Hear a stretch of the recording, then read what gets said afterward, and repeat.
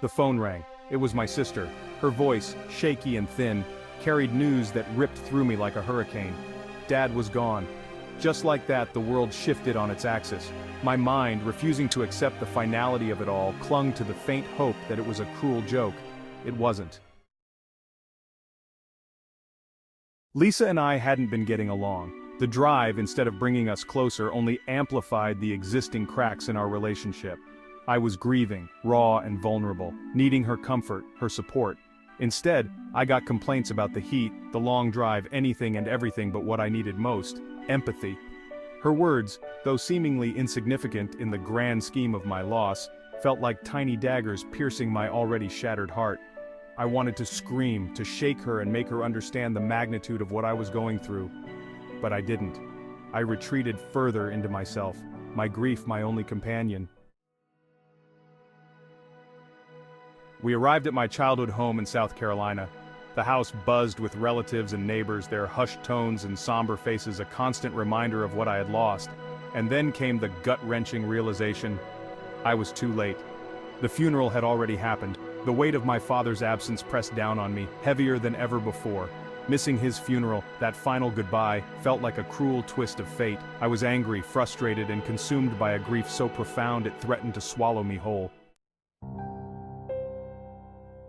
The days that followed were a blur of tears, shared memories, and the bitter sting of regret. I found myself oscillating between moments of numb disbelief and waves of overwhelming sadness. The world seemed to move at a different pace, everyone else going on with their lives while mine had been irrevocably altered. Lisa, instead of offering solace, seemed distant and preoccupied. Her lack of understanding and her inability to offer the comfort I desperately craved created a chasm between us. Her emotional absence cut deeper than any sharp word ever could. My heart, already shattered by my father's death, was slowly breaking into a million pieces. Section 5. Friends as pillars. My friends, my brothers, became my lifeline. They rallied around me, their presence a source of strength and comfort. They didn't try to fix me or offer unsolicited advice. They simply listened. They let me grieve, rant, cry, and reminisce without judgment. They were the shoulders I could lean on, the ears that listened without interruption, the hearts that understood without the need for words. Their unwavering support was a beacon of light in my darkest hour, a reminder that even in the face of unimaginable loss, love and friendship could provide a lifeline to sanity. Section 6. Picking up the pieces. As weeks turned into months, the rawness of my grief gradually subsided. It didn't disappear, not really. It simply transformed, becoming a dull ache in the pit of my stomach. I found myself thinking about my father constantly, replaying memories, both big and small, like a precious movie reel in my mind. I returned to work, the routine a welcome distraction from my emotional turmoil. It wasn't easy. There were days when the smallest trigger, a familiar song, a whiff of cologne, would send me spiraling back into the abyss of grief. But I persevered, driven by a newfound determination to honor my father's memory by living a life filled with purpose and meaning. Section 7. Betrayal's sting.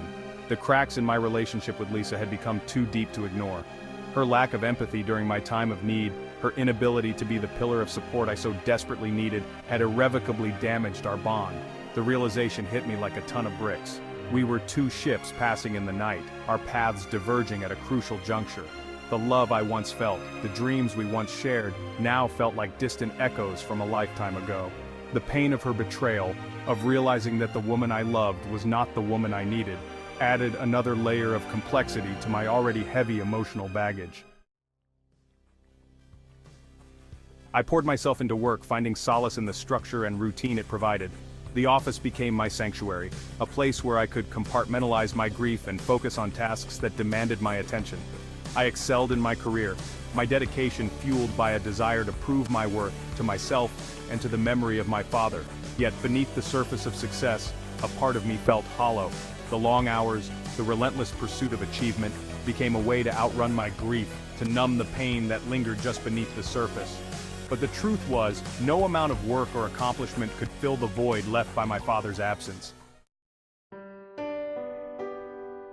Therapy became my lifeline. In the safe space of the therapist's office, I could finally confront my grief head-on.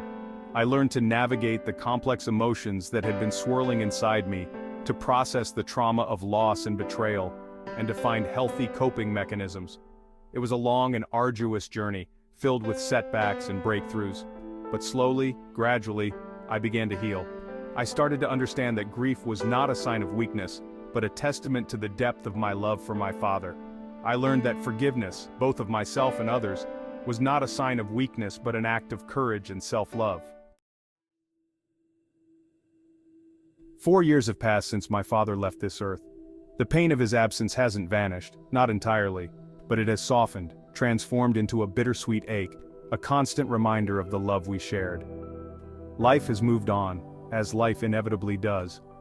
I've learned to navigate the world without my father's physical presence, but his spirit, his values, his unwavering love continue to guide me. I carry him with me, in my heart, in my actions, in the man I have become. Life is a tapestry woven with threads of joy and sorrow, love and loss, triumph and heartbreak.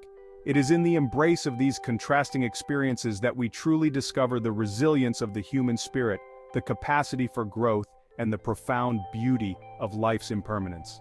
The journey ahead is long, and there will be challenges, moments of doubt, and the inevitable pangs of grief.